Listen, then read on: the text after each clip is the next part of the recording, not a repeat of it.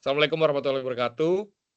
Kami dari kelompok 3 akan mempresentasikan mengenai transaksi saham treasury, pengaruh terhadap laporan ekuitas dan persepsi investor, untuk memenuhi mata kuliah akuntansi keuangan 2. Masuk ke bab pertama, yaitu pendahuluan.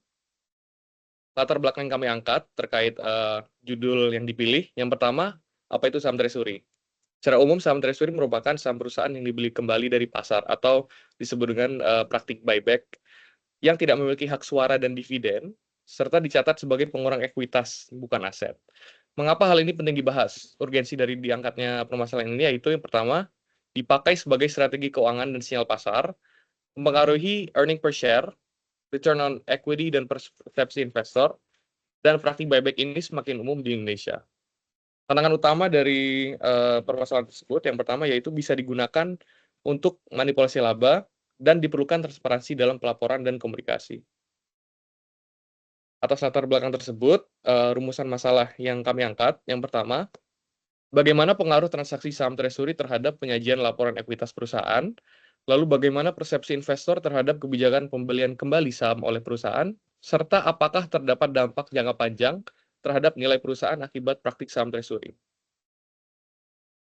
Dan tujuan dari penelitian ini, yang pertama, menjelaskan konsep dan perlakuan akuntansi atas saham treasury, menganalisis dampak transaksi saham treasury terhadap struktur ekuitas perusahaan, serta mengevaluasi pengaruh kebijakan saham treasury terhadap persepsi dan keputusan investor di pasar modal.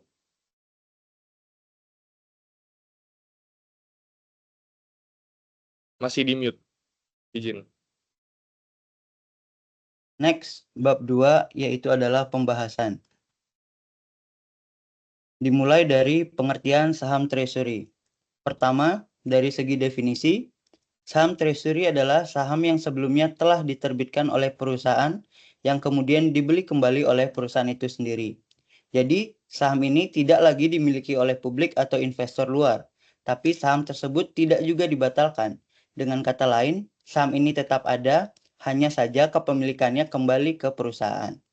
Selanjutnya, karakteristik utama dari saham ini adalah tidak punya hak suara dan dividen, dicatat sebagai pengurang ekuitas bukan aset, tidak dihitung dalam perhitungan EPS.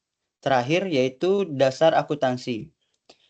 Pengakuan terkait saham treasury merujuk pada standar akuntansi yang berlaku yaitu PSAK 1 dan PSAK 50. Standar tersebut menegaskan bahwa saham treasury tidak boleh diakui sebagai aset perusahaan itu sendiri. Next.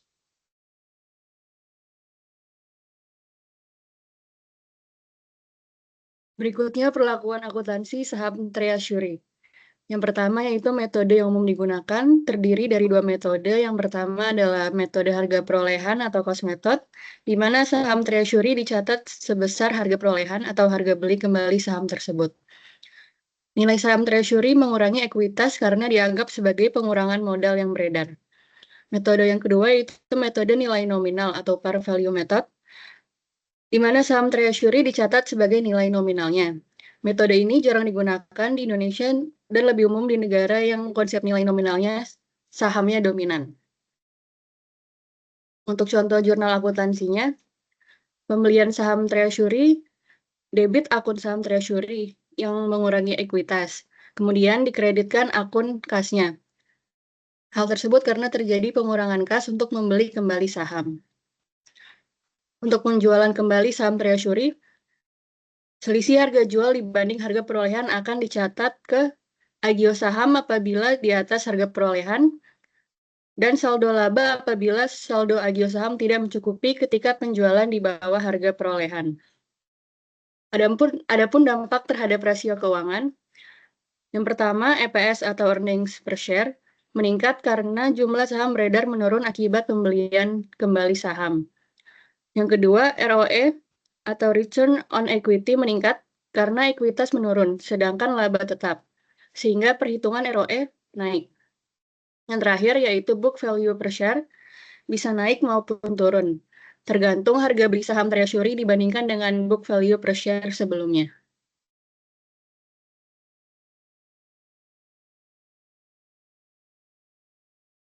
Selanjutnya yaitu motivasi manajemen. Yang pertama yaitu signaling theory. Buyback, sinyal bahwa saham under value atau di bawah nilai. Yang kedua, menunjukkan kepercayaan manajemen terhadap prospek perusahaan. Nah, selanjutnya earning management, mengurangi jumlah saham. Earning per share terlihat naik. Bisa memoles performa keuangan tanpa menaikkan laba real. Yang ketiga yaitu trade-off teori, menyesuaikan struktur modal utang melawan ekuitas. Yang selanjutnya, buyback bisa meningkatkan leverage dan efisiensi modal. Yang keempat, alasan lain, untuk program kompensasi karyawan atau stock option. Yang kedua, strategi anti takeover, dan yang ketiga, optimalisasi kas berlebihan.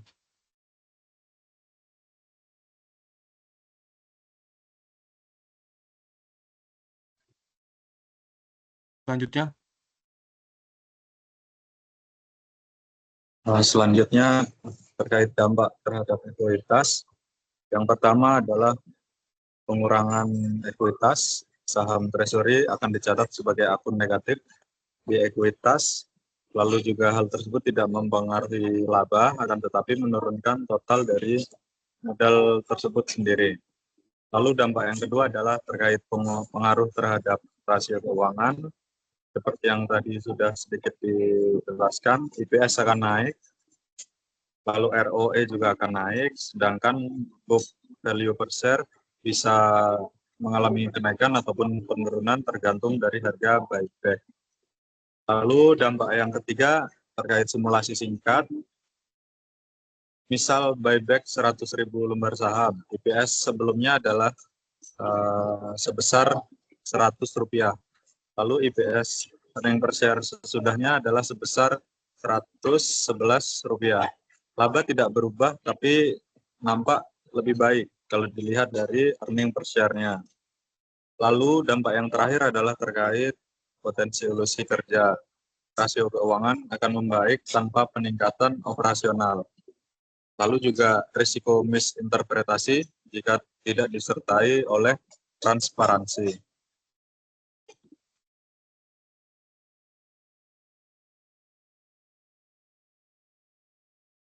Selanjutnya, persepsi investor. Adapun persepsi investor terhadap kebijakan pembelian kembali saham oleh perusahaan itu dapat dibagi dalam beberapa poin. Yang pertama itu adalah persepsi positif. Yang pertama, buyback, di mana perspektif ini memberikan sinyal dan keyakinan untuk manajemen.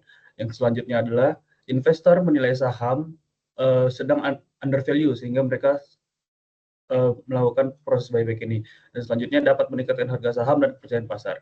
Adapun dari perspektif negatif, hal ini bisa dianggap manipulatif jika dilakukan saat laba stagnan lalu tidak disertai dengan alasan yang jelas.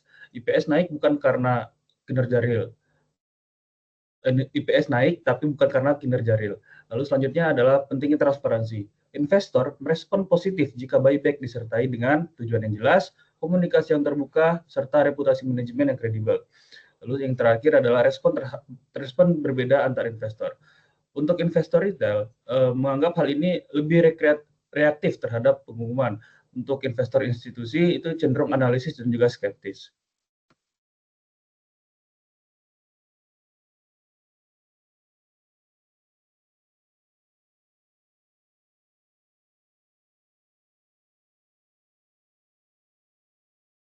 Baik, untuk contoh studi kasus yang kita angkat di sini terkait program buyback yang dilakukan oleh BCA pada tahun 2025, di mana latar belakang dilakukan buyback tersebut. Yang pertama dilakukan pengumuman bahwa akan dilakukan buyback sebesar 1 triliun rupiah pada periode Maret sampai Mei 2025. Nah, tujuan yang disebutkan oleh pihak manajemen sendiri yaitu untuk menstabilkan harga saham saat pasar sedang volatil atau tidak baik-baik saja. Lalu buyback ini berasal 100% dananya dari kas internal. Lalu dampak apa saja yang terjadi akibat program ini? Yang pertama, saham treasury dicatat sebagai pengurangan aktivitas dan terjadi potensi peningkatan IPS dan ROI serta tidak mempengaruhi laba bersih secara langsung. Nah, dari diberlakukannya buyback ini, reaksi pasar antara lain yang pertama harga saham naik 0,8% saat program dihentikan, dan juga terdapat respons positif lainnya yaitu dinilai sebagai sinyal kepercayaan manajemen yang baik serta program dihentikan lebih awal karena kondisi pasar kian membaik. Lalu dari kejadian tersebut, terdapat 3 faktor keberhasilan yang dapat kita tarik. Yang pertama, terkait transparansi manajemen yang baik, dan buyback ini tidak dilakukan secara berlebihan, serta dilakukan saat harga saham relatif stabil.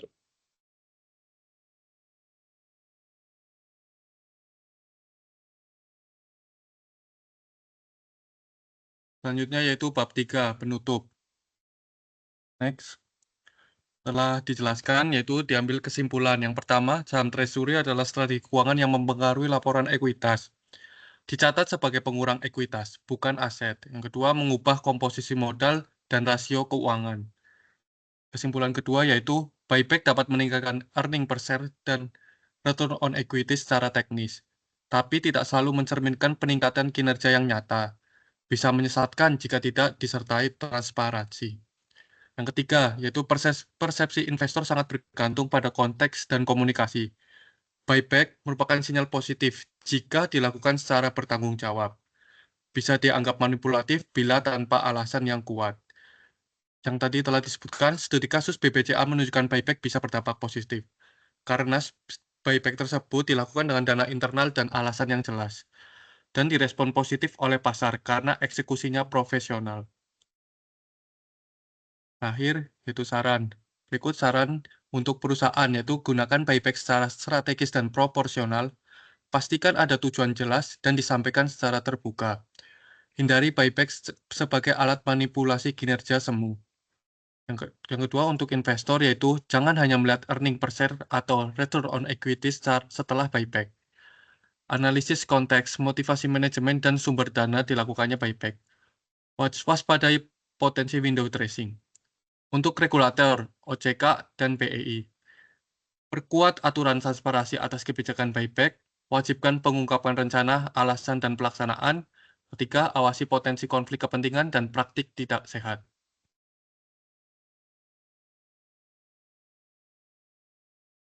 Absen. Baik, mungkin sekian presentasi dari kelompok kami, dan terdapat kata kesimpulan terakhir, yaitu saham treasury bukan sekedar angka di laporan keuangan, tapi strategi yang perlu integritas, transparansi, dan kebijakan yang tepat guna. Sekian dari kami. Wassalamualaikum warahmatullahi wabarakatuh. Waalaikumsalam warahmatullahi wabarakatuh.